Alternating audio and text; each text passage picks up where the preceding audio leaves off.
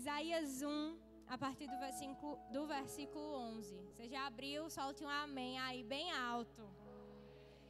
Indaga o Senhor: que me importam os vossos inúmeros sacrifícios? Para que me trazei tantos holocaustos? Eis que estou farto de sacrifícios queimados de carneiro e da gordura de novilhos cevados. Ora, não tenho nenhum prazer no sangue de novilhos, cordeiros e bodes. Quando vindes à minha presença, quem vos pediu que pisasseis os meus átrios? Basta de trazer-me oferendas sem sentido. Elas são para mim como incenso abominável. Luas novas, sábados, celebrações. Não consigo suportar nenhuma das vossas reuniões e assembleias, todas sempre repletas de iniquidade. As vossas comemorações de lua nova e vossas festas físicas eu as tenho detestado. Tornaram-se um fardo repugnante para mim. Estou cansado de suportar tais atitudes. Pode sentar no seu lugar. Queridos, esse trecho, quando a gente lê, é um trecho duro, né? É um trecho duro de se ler, imagine de se ouvir. E foi isso que o povo de Israel, ali junto a Judá, ouviu da boca do Senhor. E é interessante que o versículo 10, o Senhor compara aquele povo a Sodoma e Gomorra. Se você tem um pouquinho de conhecimento bíblico, você sabe que Sodoma e Gomorra foram destruídas por Deus com fogo por causa da iniquidade e pecado. Imagine, o povo de Deus, o povo que era geração eleita, escolhido do Senhor, ouvir da boca de Deus uma palavra aparentemente tão dura como essa. Mas acontece que o povo de Judá havia caído no erro da religiosidade. Tudo que aquelas pessoas faziam era movida por religiosidade, era movido por religiosidade. Eles estavam indo ao templo para cumprir meros rituais. Eles estavam indo ao templo como todos os outros porque era uma moda. Mas o coração da maioria daquele povo estava muito longe do Senhor Deus. E é aí onde o Senhor vem e fala que esses sacrifícios, essas festas, esses holocaustos estavam gerando no Senhor repugnância. E a palavra que o Senhor colocou ao meu coração, e é com temor e tremor que eu compartilho hoje com vocês, é sobre performance. Eu não sei se você já ouviu essa palavra, mas performance significa atuação, desempenho, interpretação de um papel. E era isso que o povo de Judá estava fazendo. Eles estavam vivendo uma performance. Eles estavam sendo movidos simplesmente por um bom desempenho. Eles estavam sendo movidos em atuação de um mero papel. Cumprir tabelas, cumprir regras, cumprir cronogramas e cumprir compromissos. Quando, na verdade, o coração estava completamente longe do Senhor. E eu quero abordar algumas situações onde nós nos encontramos vivendo de maneira performada, vivendo uma performance. E a primeira situação delas é quando nós nos preocupamos mais com o fazer do que com o ser.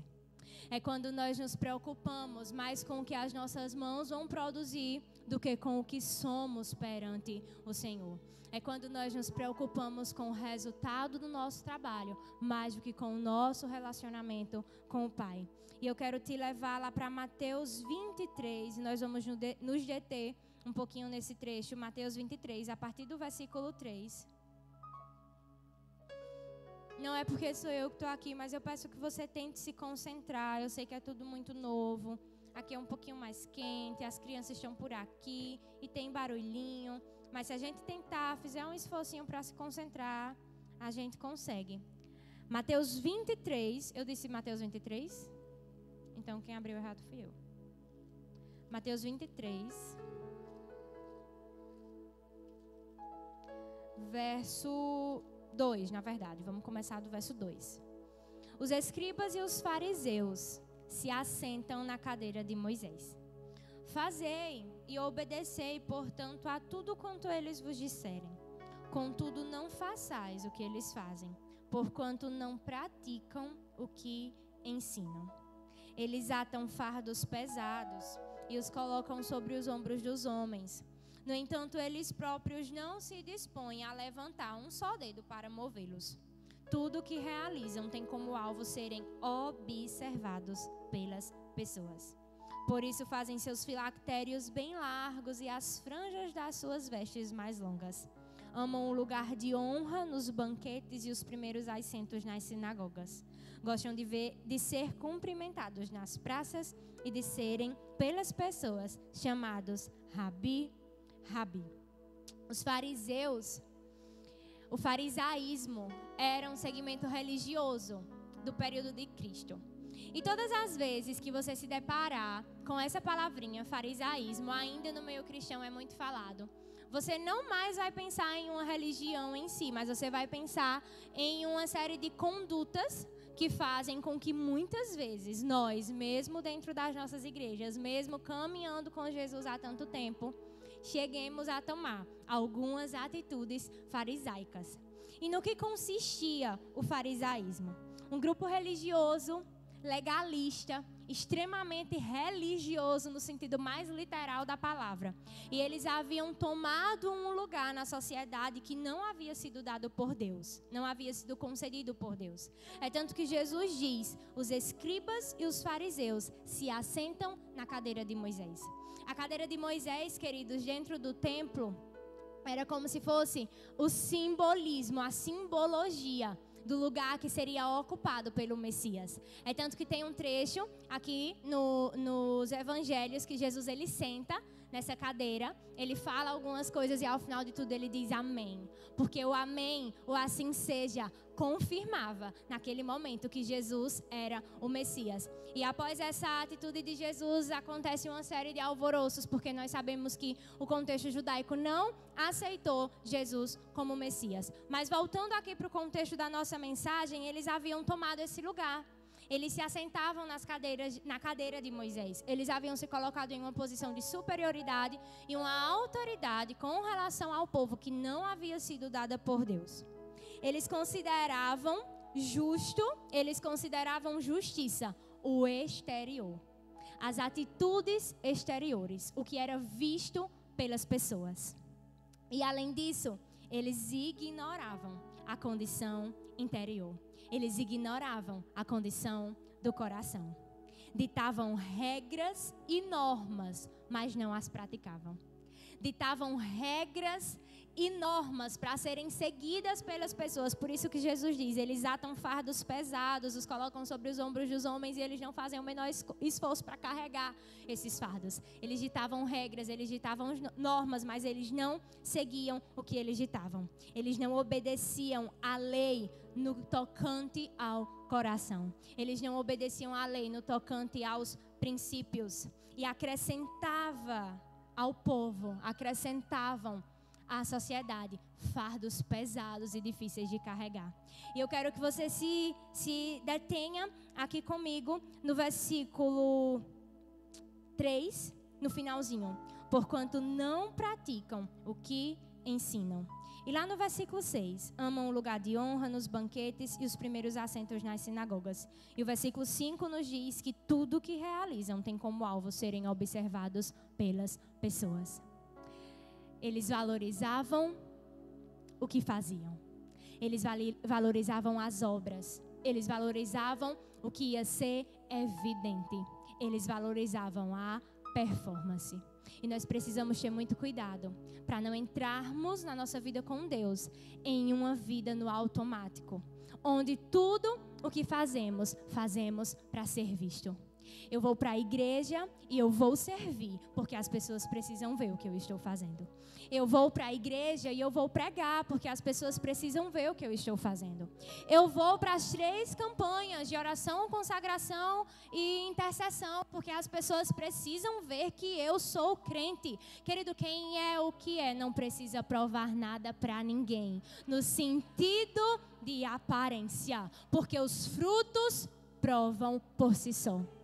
E eu quero falar algo que há muito tempo o Espírito Santo vem incomodando o meu coração e eu acredito que chegou o tempo. Tenha muito cuidado com o que você concorda que está sendo dito acerca dos irmãos que estão nesse lugar. Porque muitas vezes nós nos metemos através da nossa boca em rodinhas. Talvez não tenha muito a ver, mas eu vou falar porque o Espírito manda e a gente só obedece. Você se mete, nós nos metemos em rodinhas de conversa. Fulaninho fez isso, isso e aquilo. Cicraninho fez isso, isso e aquilo. Cicraninho tem tal vida. Ah, mas você não conhece fulano que vive ali dentro da igreja? Olhe para os frutos. A pessoa que está falando do seu irmão para você, tem fruto para apresentar? Olhe para os frutos. E vamos voltar aqui porque o negócio é profundo e o tempo é muito pouco. Aparências. Eles diziam, mas não praticavam. Eles impunham regras, mas eles não faziam por onde segui-las. Eles impunham deveres muito rigorosos, mas eles não cumpriam com tais deveres. O segundo aspecto de fazer mais do que ser. O primeiro, dentro desse contexto, é a aparência. O segundo é que inevitavelmente nós iremos incorrer no erro, no pecado, no estilo de vida da religiosidade. Queridos, essa palavra me causa arrepios dos pés à cabeça. Uma vez eu lembro que na escola uma professora minha me definiu como alguém muito religiosa. E ela me definiu no sentido bom, né, da palavra, muito da igreja, muito religiosa. E foi assim, impossível. Eu olhei para ela e digo, pelo amor de Deus, não me chame de religiosa. Porque todas as vezes eu me lembro do trecho. Foram os religiosos que crucificaram Jesus. Se tem algo que nós devemos ter repugnância, é a religiosidade. E a religiosidade nada mais é do que isso. Viver uma vida de aparências. Viver uma vida de performance. Ser algo aqui que, na verdade, nós não somos. Fazer algo aqui que, na verdade, nós não somos. E volte rapidinho lá para Isaías 29, versículo 13. Isaías 29, 13. Isaías 29, 13 diz: eis que assim declara o Eterno, visto que esse povo se chega junto a mim apenas com palavras sem atitude, e me honra somente com o mover dos lábios, enquanto seu coração está muito distante da minha pessoa, e a adoração que me prestam é constituída tão somente de regras e doutrinas criadas por homens. Era modinha subir ao templo. Mas a maioria das pessoas que subia ao templo não adorava ao Senhor de todo o coração. Eu não sei se você tem visto, o cristianismo ele tem dado um boom nos últimos anos. E claro, isso é resultado de muita oração, de muito joelho no chão. Mas infelizmente nós não podemos fugir disso porque é sinal dos últimos tempos que se levantariam falsos profetas, líderes heréticos e tudo mais. Muitas vidas se aproximam do cristianismo por ser o que eles chamam de legal, descolado, uma modinha. E se tem algo que o cristianismo não é, é uma modinha. O cristianismo é sério. Levar o estilo de vida de Cristo, representar a Cristo, é algo muito sério. Essas pessoas subiam ao templo por impulso. Sabe, Maria vai com as outras, está todo mundo indo, então eu vou também. Está todo mundo fazendo, então eu vou fazer também. Mas o coração estava muito longe do Senhor. Com os lábios falavam uma coisa, mas o coração estava completamente distante daquilo que se falava. E é interessante que lá em Mateus 24, 1 e 2, você não precisa abrir. Os discípulos passam com Jesus e eles veem o templo. E eles falam para Jesus acerca da grandiosidade do templo. E Jesus olha para eles e diz que tudo aquilo seria destruído e em 3 dias seria reerguido. E na verdade Jesus estava apontando para ele mesmo, que seria morto e em 3 dias seria ressuscitado. Mas na fala dos discípulos a gente consegue perceber o apego cultural à forma, o apego cultural à estrutura, o apego cultural à imponência e à grandiosidade.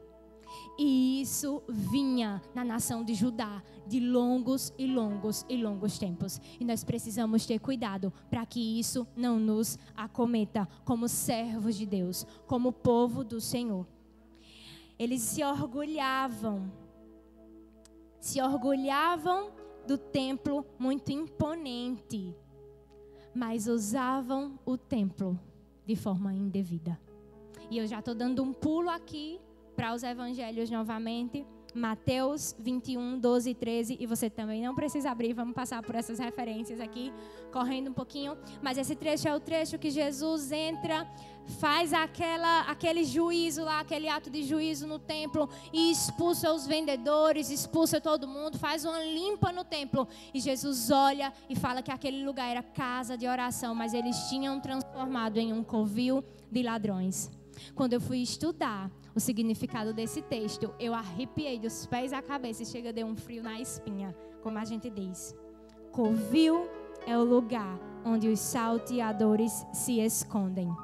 E Jesus usou essa palavra porque os líderes religiosos e o povo que o servia estavam usando o templo como esconderijo para os seus pecados.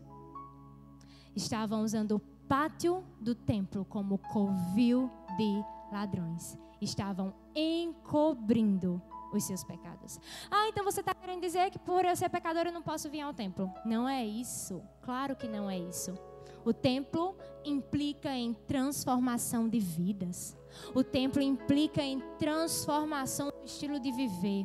Mas se nós usamos a vivência na igreja, se nós usamos a congregação, se nós usamos o evangelho como respaldo para permanecer nos nossos erros, porque Cristo me ama, porque Cristo me escolheu assim, a síndrome de Gabriela, nasci assim, vou morrer assim. Ei, Jesus transforma. O evangelho transforma e nós não podemos usar a nossa fé como esconderijo para os nossos pecados mais obscuros e nos apropriar de uma zona de conforto que não nos impulsione a ser efetivamente transformados por Jesus.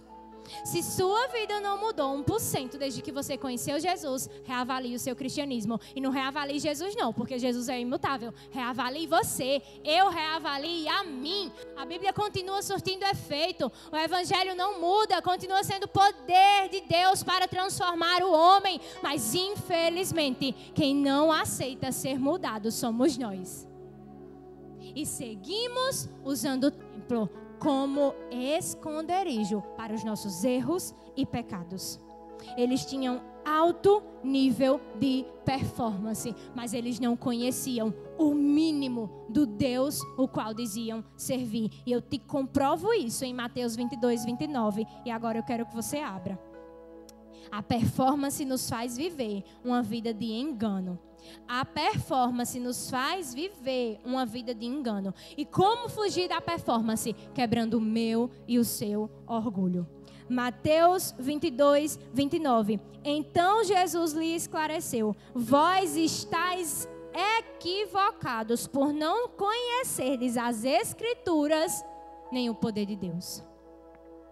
Queridos, sabe para quem Jesus estava falando isso? Para os saduceus. Outro grupo religioso que vivia dentro do templo. Você já entendeu a mensagem?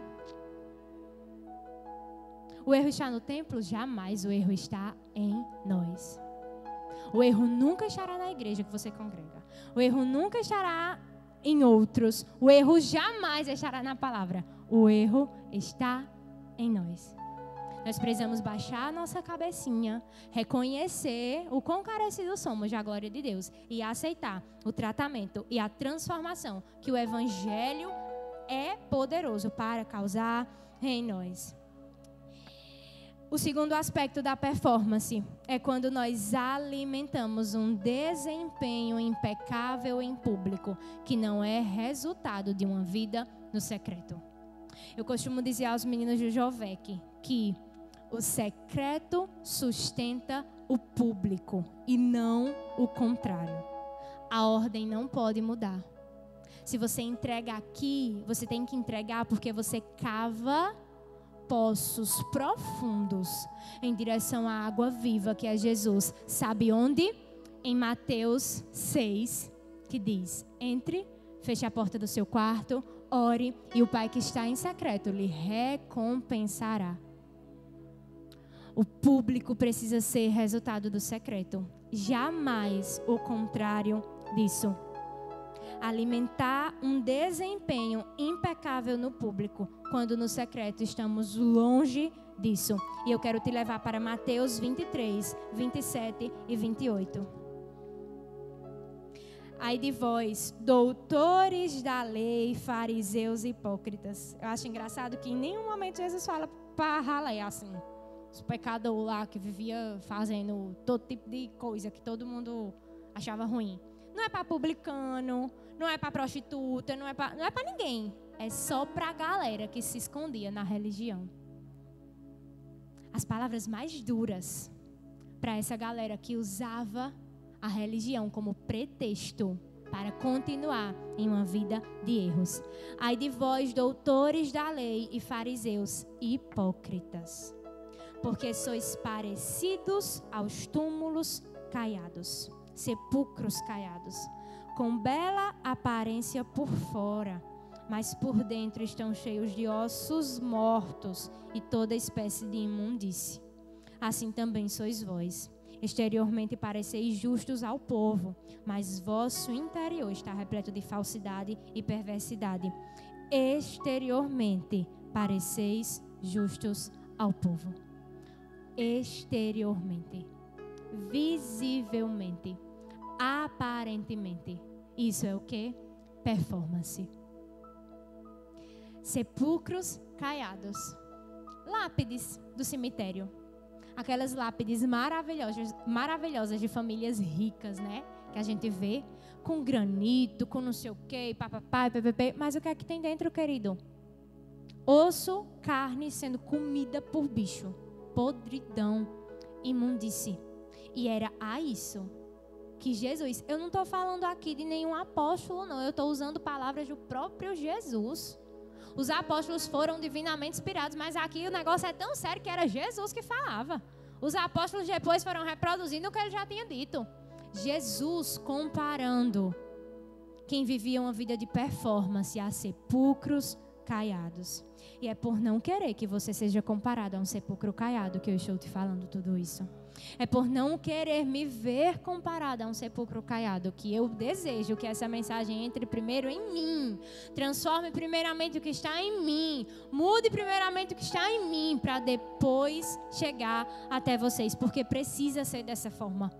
Como eu vim para essa igreja hoje com as pernas bamba, tremendo e temendo diante da seriedade da palavra do Senhor. Queridos, nós precisamos tratar a palavra do Senhor com a seriedade. Sabe, o sagrado que de fato ela é. O sagrado que de fato isso aqui é. Isso é sagrado. Igreja é sagrado. Congregar é sagrado.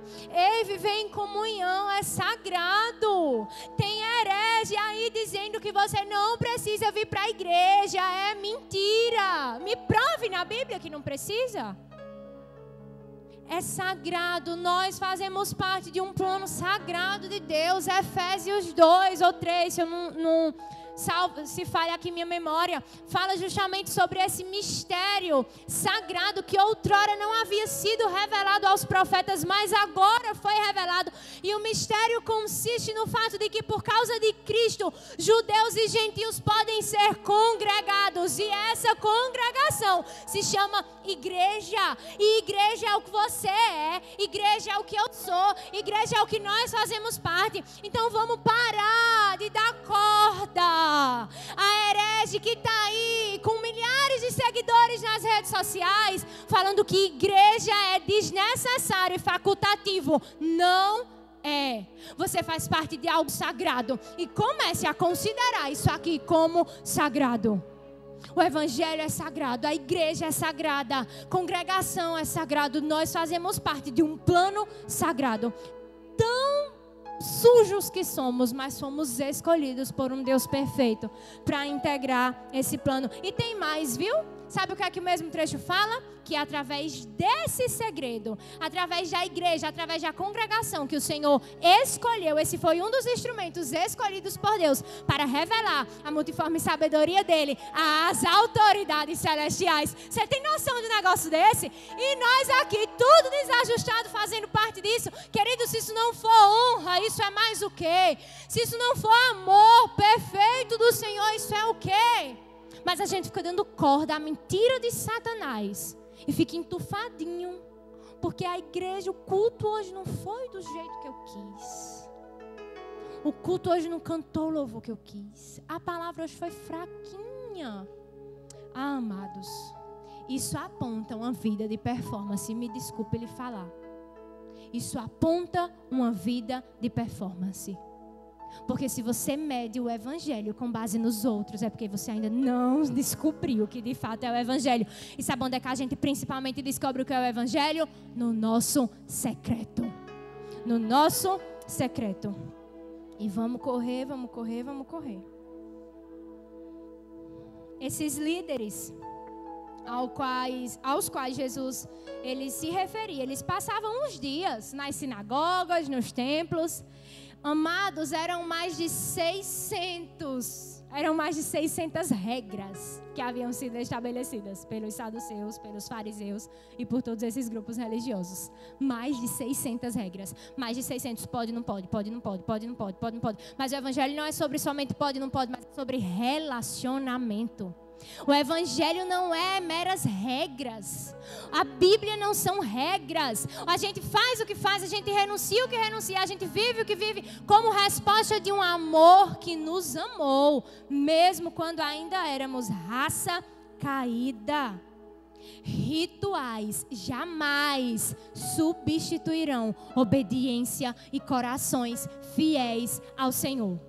Ritual, vou lá cantar um louvor, vou lá ficar ali num termômetro, vou ali fazer tal coisa. Ritual, sem motivação correta, sem relacionamento, usando disso como uma evidência, porque eu sou crente, usando disso como uma performance, quando o secreto, querido, é como o sepulcro caiado, bonito por fora, belo por fora, mas horrível por dentro. O belo que a gente constrói no secreto é o que sustenta o belo que as pessoas veem em nós no público. O belo que construímos no secreto é o que sustenta o belo que as pessoas veem em nós no público. E jamais para a nossa glória, mas para a glória do Senhor Deus. Apocalipse 3:1, falando a uma das igrejas, diz o seguinte: tens nome de vivo, mas estais mortos. Tens nome, tens aparência, tem performance de quem está vivo, mas está morto. Quem você quer ser? Quem vive o que vive como resultado de uma vida no secreto? Ou quem tem nome de que está vivo, mas na verdade está morto? Reflita nisso nessa noite, em nome de Jesus. Oséias 6:6. Você não precisa abrir também. Pode ir anotando aí depois se você quiser. Eu passo tudo para você ler em casa, mas a gente está com um tempinho bem corrido. Oséias 6:6 aponta para essa necessidade de relacionamento de nós para com o Senhor. Não é Deus que precisa da gente não, queridos. Isso é clichê, mas a gente às vezes precisa ser lembrado, né?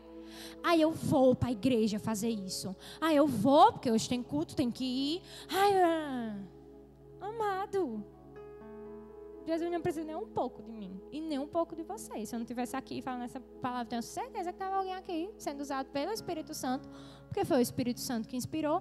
Estava alguém aqui pregando para vocês do mesmo jeito. Jesus não precisa de nós. Sejamos constantes em lembrar que nós aqui precisamos de Jesus. Nós aqui precisamos de leitura bíblica todo dia, ou não é? Vamos ser maduro e verdadeiro para admitir. A gente é que precisa estar lá orando todo dia. Quem precisa estar jejuando para matar a carne não é Jesus não, querido. Somos nós. A gente não jejua por causa de Jesus não. A gente jejua, ó, que é carne ruim que só não sei o quê, que peca, que tem prazer pelo pecado. Então o jejum vai lá, vai mortificar. Leitura da Bíblia, quem precisa somos nós. Oração, quem precisa somos nós. Culto, mais ainda, quem precisa somos nós. Relacionamento. Oséias 6:6, medite nesse versículo quando você chegar em casa. Deus não quer que o nosso relacionamento com Ele seja baseado em palavras lindas, mas vazias, em rituais superficiais, em performance, mas é um coração contrito e verdadeiro perante a presença do Senhor. E o terceiro aspecto é quando nós usamos das nossas boas obras para barganhar com o Pai. Eu quero que você vá lá para Lucas 15, 25 ao 32. E a gente conhece a parábola do filho pródigo, e a gente olha para o filho mais novo, e a gente aponta os erros do filho mais novo, e a gente considera os irmãos que estão desviados ou aqueles que não conheceram a Jesus como o filho mais novo. Mas tem um filho mais velho nessa história. Um filho mais velho que não precisou sair da casa do pai para errar tanto quanto o filho mais novo. Um filho mais velho que não precisou deixar de trabalhar para o pai, para entristecer o coração do pai, tanto quanto o mais novo, que foi embora, largou tudo e chutou o pau da barraca. E muitas vezes, nós não somos os filhos mais novos, mas nós somos os filhos mais velhos, que pecam não por maldade, mas por uma bondade baseada na motivação errada e usada como camuflagem para um coração todo desalinhado com relação a quem é o Pai. E nós vamos comprovar isso nesse trecho. A partir do versículo 25. Entre mentes, o filho mais velho estava no campo. Quando foi se aproximando da casa do pai, ouviu o som da música e das danças. Chamou um dos servos e indagou sobre o que estava acontecendo. Esse informou: teu irmão regressou e teu pai mandou matar o novilho gordo, porque o recebeu de volta são e salvo. Mas o filho mais velho encheu-se de ira, negou-se a entrar. Então o pai saiu e insistiu com ele. Porém ele replicou ao pai: há tantos anos, querido, fixe nesse versículo.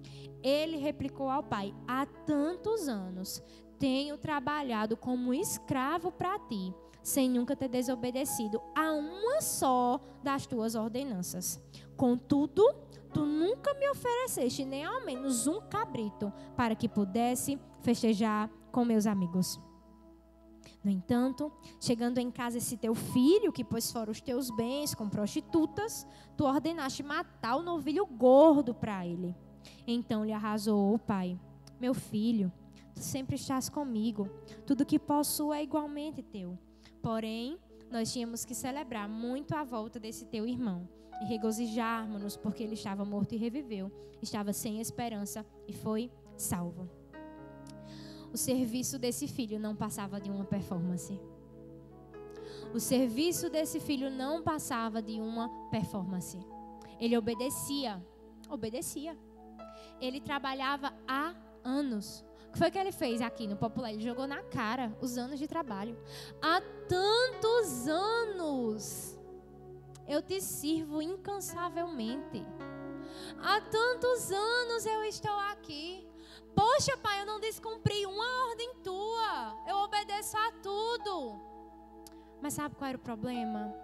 Esse filho não conhecia o pai que ele tinha. E esse filho obedecia por causa da motivação errada. Sabe qual era a motivação desse rapaz? Ele amava as coisas do pai, mas ele não amava o pai. Ele amava o que o pai podia lhe dar, mas ele não amava o pai.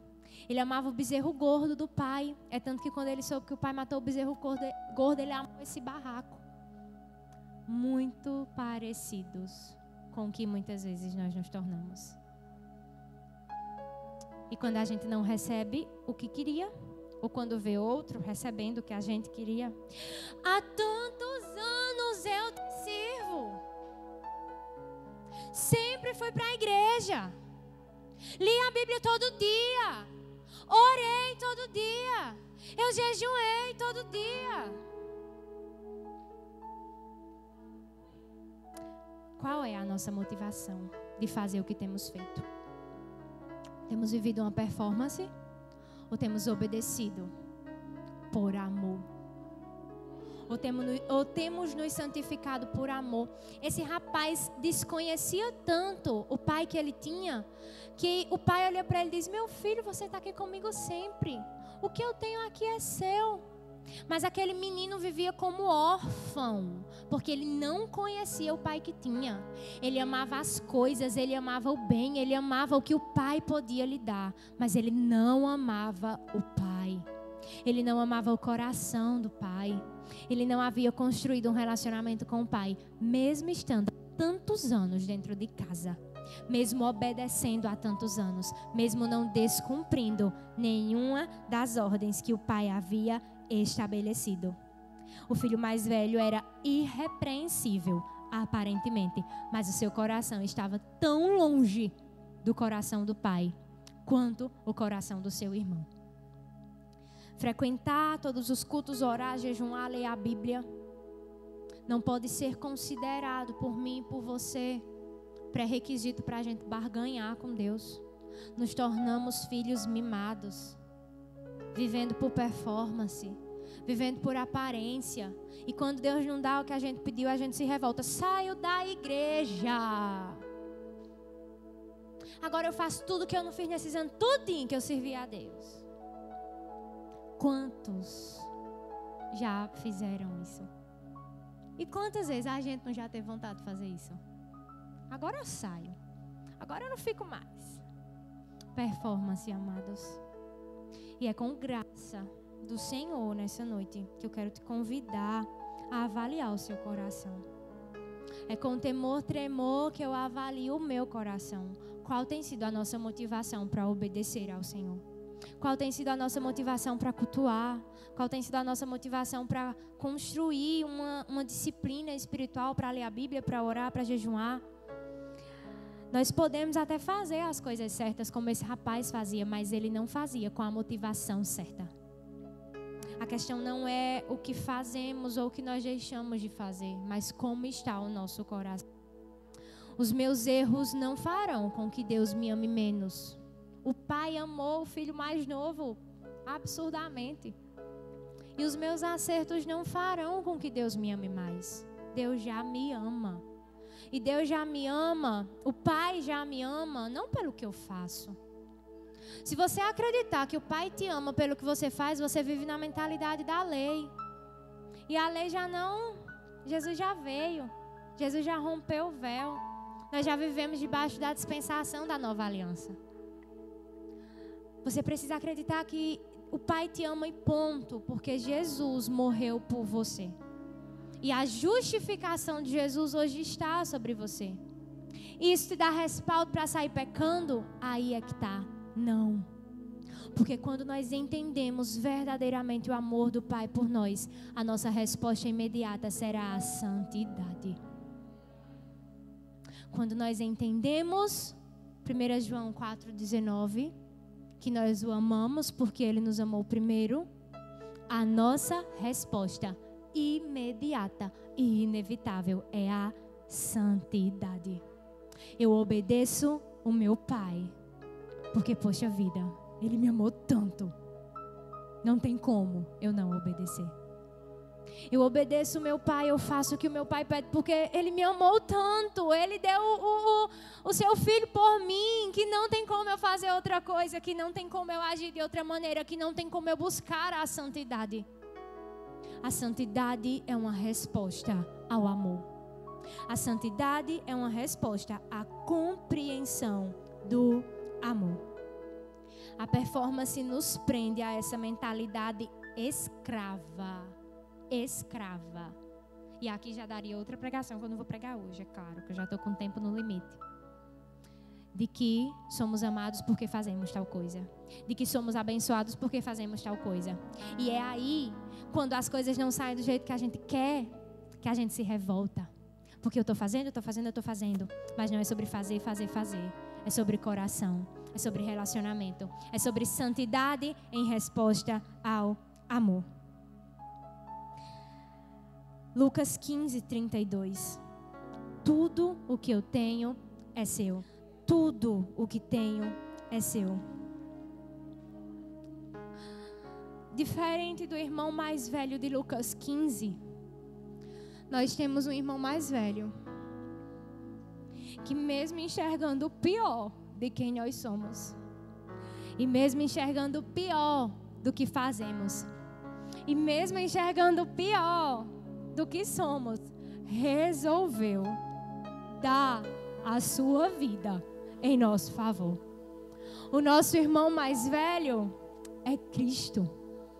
O nosso irmão mais velho é Jesus, que foi enviado e morreu e deu a sua vida e deu tudo de si por amor a mim e a você. E é por causa de Cristo e por causa do que Cristo fez e por causa de quem Cristo é que nós temos acesso a tudo o que é do Pai. Mas a questão está na nossa mentalidade. A questão está na nossa motivação. A questão está se vivemos uma vida de obediência e santidade como resposta ao amor, ou se escolhemos trilhar um caminho de performance e aparência, pensando que o que receberemos de Deus é resultado do que fazemos. E não é. Tudo que temos, tudo que recebemos de Deus, o amor que nos é direcionado é por nada além de Cristo. E a maneira reta de viver, e a maneira santa de viver é em resposta a esse amor. Eu queria pedir aos meninos para já virem aqui ministrando enquanto eu vou ler o último versículo e você não precisa abrir. Eu só quero que você feche os seus olhos e eu só quero que você ouça como se fosse o Senhor falando ao seu coração. 1 João 3. Feche os seus olhos, querido. Deixe os seus olhos bem fechados. Pense em Jesus. Reavalie sua vida. Reavalie como você tem vivido, reavalie o que tem sido o seu secreto, reavalie qual tem sido a sua motivação de vir aqui. E eu não quero que essa seja só mais uma mensagem. Em nome de Jesus, eu declaro na autoridade que há no sangue de Jesus, que essa não vai ser só mais uma mensagem que você vai ouvir, vai voltar para casa e tá tudo bem, tá beleza e tá ok. Mas essa vai ser uma mensagem que vai revolucionar com as estruturas da sua vida. Essa vai ser uma mensagem que vai revolucionar as estruturas do seu pensamento e vai sacudir para que tudo aquilo que está em falso caia, seja destruído, para que seja reconstruído do jeito que tem que ser. 1 João 3,16a. Nisso conhecemos todo o significado do amor. Cristo deu a sua vida por nós. Nisso conhecemos todo o significado do amor. Cristo deu a sua vida por nós. Desta forma saberemos que somos de verdade e acalmaremos o nosso coração na presença dele. Ainda em 1 João 4, 10 e 11. Assim nisso consiste o amor, não em que nós tenhamos amado a Deus, mas em que Ele nos amou e enviou o Seu Filho como propiciação pelos nossos pecados. Amados, considerando que Deus amou dessa forma, amados, considerando que Deus amou dessa forma. Eu vou ler de novo para você entender bem direitinho. Nisso consiste o amor, não em que nós tenhamos amado a Deus, mas em que Ele nos amou e enviou o Seu Filho, nosso irmão mais velho, como propiciação pelos nossos pecados.